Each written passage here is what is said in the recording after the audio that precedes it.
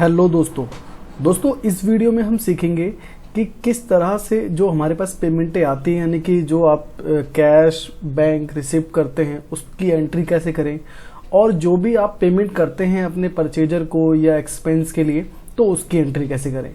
तो ये आज दोनों की दोनों चीज़ें हम सीखने जा रहे हैं, तो बने रहे मेरे साथ। सबसे पहले आपको अपना बिजी ओपन करना है। बिजी ओपन आप जैसे ही करेंगे तो आपको ट्रांजैक्शन में आना है।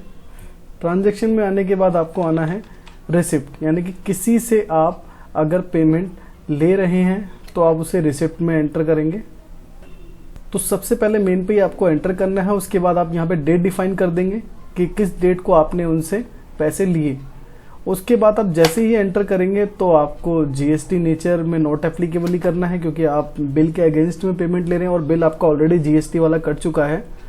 और उसके बाद आप जो सबसे पहला आपको अगर रिसीव कर रहे हैं तो यहाँ पे आपको सी दिखेगा, अगर आप पेमेंट कर रहे हैं तो आपको यहाँ डी दिखेगा। तो आप डिफ़ॉल्ट तरीके से ही इसके चले कि जैसे ही आप एंटर करेंगे तो सबसे जो पहली लाइन है उसमें आपको अपनी पार्टी लेनी है जिससे भी आपको पेमेंट मिली। तो मैं पार्टी को सर्च करता हूँ और इस पार्टी से कितनी पेमेंट मिली, सपोज़ कि मेरे को 25,000 की पेमेंट यहाँ पे आई। अब जैसे ही आप पेमेंट डालेंगे तो आपके पास जो है एक मेथड खुल जाएगा कि जो 25,000 रुपये हैं आप इस पार्टी से किस चीज़ के लिए ले रहे हैं। तो आप जैसे ही एंटर करेंगे तो आपको दो ऑप्शन दिखेंगे, एडजस्टमेंट और न्यू रेफरेंस। एडजस्टमेंट में अगर आपने कोई इसका बिल काट रखा है तो उसी से ये एडजस्ट कर देगा। देखो जैसे मैंने एडजस्टमेंट पे क्लिक किया और यहाँ पे इसके दो बिल कटे हुए हैं, सॉरी एक बिल कटा हुआ है और एक प्रीवियस बैलेंस है। तो मैं किससे इसको डिटेक्ट करना चाहता हूँ, तो सपोज़ कि मेरे को इसे इस बिल से एडजस्ट करना है। मैंने इसको इस बिल से एडजस्ट कर दिया। और शॉर्ट नरेशन में आप डाल सकते हैं जैसे कि इन्होंने जो पेमेंट करी है वो एनईएफटी की है, और आप एनईएफटी का ट्रांजैक्शन नंबर भी डाल सकते हैं, आपके ऊपर है ये। उसके बाद आप जैसे ही एंटर करेंगे जो सेकंड लाइन है आपको यहाँ पे बताना है कि आपने जो पेमेंट ली है वो कौन से बैंक में ली है। अगर आपके पास मल्टीपल बैंक्स हैं या कैश पेमेंट आई है तो कैश।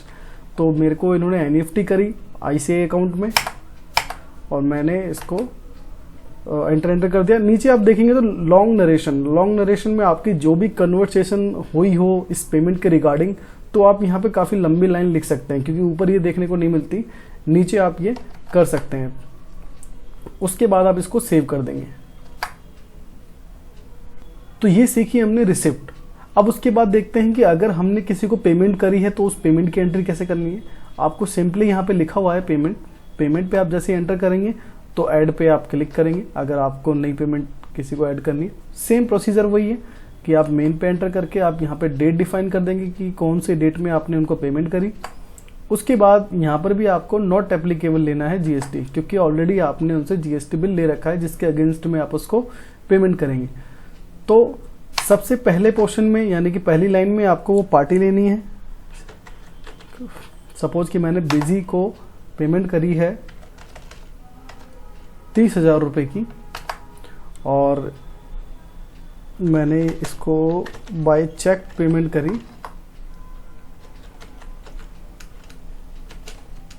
और यहाँ पर मैं अपना चेक नंबर डाल सकता हूँ। तो शॉर्ट नरेशन में आप कुछ भी डाल सकते हैं, नहीं भी डालना चाहें तो आप ये ऑप्शनल छोड़ सकते हैं। उसके बाद सेकंड में कि ये पेमेंट जो गई है वो कहाँ से गई, ये मैंने आईसीआई बैंक से करी। उसके बाद नीचे आपको लॉन्ग नरेशन कोई भी कन्वर्सेशन, जैसे कि मैंने आपको बताया कि रिसिप्ट में सेम प्रोसीजर वही है, तो आप यहाँ पे अपना लॉन्ग नरेशन डाल सकते हैं। उसके बाद इसको आप सेव कर देंगे। अब जो आता है क्वेश्चन कि जो हमने पेमेंट की एंट्री करी है अगर उसे हमें कभी मॉडिफाई करना हो तो कैसे करें। तो जैसे हमने रिसिप्ट की एंट्री की थी तो हम इसको मॉडिफाई कर लेते हैं।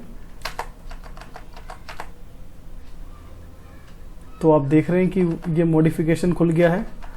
अभी एक ही बिल है इसलिए ये खुल गया, आप इसको मॉडिफाई कर सकते हैं। अगर आप और भी इसकी एंट्रीज कर देंगे तो आपका लास्ट ही क्या है ये ओपन होगा, जो आपने लास्ट एंट्री की होगी। अगर आप चाहते हैं कि आपने और भी प्रीवियस एंट्री जो की है उसको भी मॉडिफाई करना चाहते हैं तो आप नीचे वाला पोर्शन देख रहे हैं लिस्ट, जैसे आप क्लिक करेंगे आप स्क्रीन पे एंटर कर दें और यहाँ पे आप डेट डिफाइन कर दें कि आपको कब से कब तक का जो रिसिप्ट है वो मॉडिफिकेशन करने के लिए देखना है। आप जैसे क्लिक करेंगे तो आपके सामने सारी लिस्ट आ जाएगी और जिसको भी यहाँ पे मॉडिफाई करना है आप इस पे एंटर करें। और एंटर करने के बाद सपोज कि ये पेमेंट जो है NEFT नहीं हुई, ये पेमेंट IMPS हुई, तो ये मैंने चेंज कर दिया। तो इस तरीके से आप इसको मॉडिफाई कर सकते हैं। और अगर आप पेमेंट में कोई मॉडिफिकेशन करना चाहते हैं तो सेम प्रोसेस है। तो बहुत इजी है कि जिनसे भी आप पेमेंट ले रहे हैं या जिनको भी आप पेमेंट दे रहे हैं उनकी एंट्री आप इजीली इसमें कर सकते हैं। अब इसमें जो है आप एक कॉमन चीज़ देख रहे होंगे कि जब भी आप रिसिप्ट की एक एंट्री कर रहे हैं तो यहाँ पे सिर्फ डेट और वाउचर नंबर अगर आप रखना चाहते हैं, इसमें अगर आप वाउचर नंबर रखना चाहते हैं तो वो आप देखेंगे आप यहाँ पे हाईलाइटेड नहीं है। अगर आपको रखना है तो आप सिंपल सा प्रोसेस है, आप एडमिनिस्ट्रेटर में कॉन्फ़िगरेशन के अंदर जाएंगे, सेकंड ऑप्शन है वाउचर सीरीज कॉन्फ़िगरेशन, यहाँ पे आप एंटर करेंगे और जिसमें भी आपको चाहिए, सेल परचेज में डिफ़ॉल्ट होता ही है। और आप जैसे कि इसे रिसिप्ट में चाहिए और इसको मैं ऑटोमेटिक चालू कर लेता हूँ। और ऐसे ही मुझे अगर पेमेंट में चाहिए रिसिप्ट तो मैंने दोनों में इसको ओपन कर लिया, नॉट रिक्वायर्ड था, ऐसे इस करके आप इसे यस कर दें। अब ये वाउचर अगर आप देखेंगे तो आपके बिल में ये चालू हो चुका है, वाउचर नंबर दूसरा कट रहा है क्योंकि एक हम ऑलरेडी काट चुके हैं। तो बहुत इजी सा स्टेप है, आप इसको यूज़ करके अपने बिजनेस के अंदर जितनी भी पेमेंट की एंट्री है, जितनी भी रिसिप्ट की एंट्री है, बहुत अच्छे तरीके से इसे कर पाएँ। आई होप कि आपको अच्छे से समझ में आया होगा और ऐसे ही आप हमारे साथ बने रहें। सरल तरीके से मैं आपको हर वीडियो देने की कोशिश करता रहूँगा। Thanks for watching.